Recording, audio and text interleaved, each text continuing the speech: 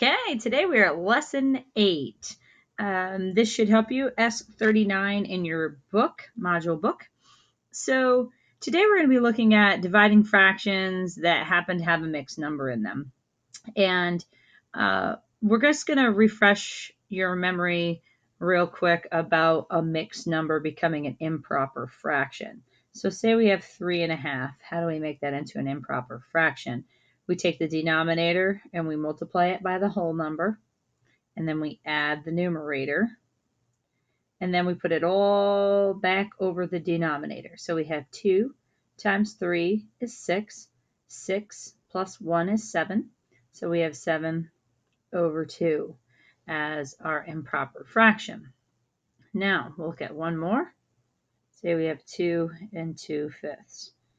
Denominator multiplied by the whole number, add the numerator, so you have 5 times 2 is 10, plus 2 is 12, over the denominator of 5. And that is just a recap of how to do that. So if you happen to forget, you can rewind and check that out. So, same kind of concept. You know, the concept that when everything's all ready to go, we bring down that left fraction. We take the division sign, we make it into a multiplication sign, and we're going to do the reciprocal of the right side fraction. But we cannot take the reciprocal of a mixed number. We must make it an improper fraction first and then take the reciprocal. So let's go into this first problem. Carly has 4.5 walls left to paint in order for all the bedrooms in her house to have the same color paint. However, she has used almost all of her paint and only has 5/6 of a gallon left. How much paint can she use on each wall in order to have enough to paint the remaining walls? So she has 5/6 gallons left, and she has 4.5 walls left to paint. So she wants to equally distribute that over 4.5 walls. So there's our thing. We're going to do standard algorithm method today. So we're going to make this mixed number into an improper fraction. So 4 times 2 is 8 plus 1 is 9. So we have 9 over 2. Notice how I'm still keeping everything. I haven't changed this. I haven't done the reciprocal yet. All I did was create this mixed number into an improper fraction.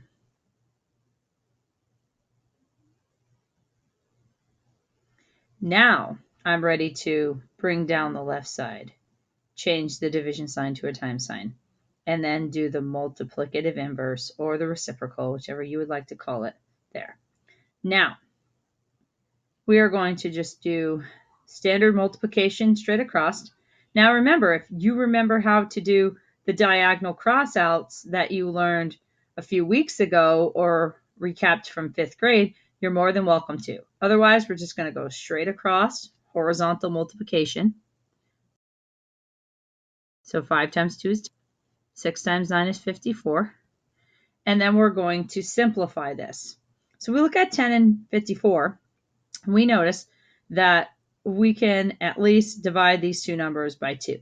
Now I'm going to put it in the middle. I have to give it to both. So 2 goes into 10 5 times, and 2 goes into 54 27 times. Now if you didn't know that, you just take your 54 over to the side, you divide it by 2, and you can get your answer that way. Don't be afraid to put work down if you need it. So how much paint can she use on each wall? She can use 5/27 of the gallon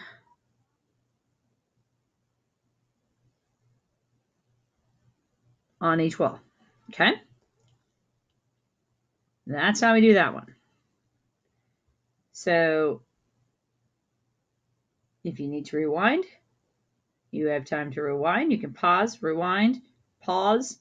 It's the benefits of having it online. All right, now we're going to look at another one. Sometimes you have word problems, sometimes you don't. So first of all, I'm going to bring this problem over here.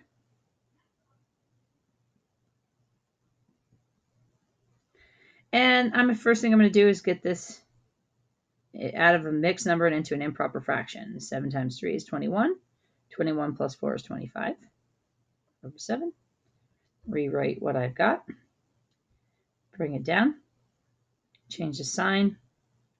Reciprocal of the right side fraction. Straight across multiplication. 14. 5 quarters. 125. And then we have to think. 2 goes into 14, but doesn't go into 125. So we can't divide it by 2. And 1 wouldn't matter. So 7 would be the only other thing I could work with. So I'm just going to try it on the side because I don't know if it can or not.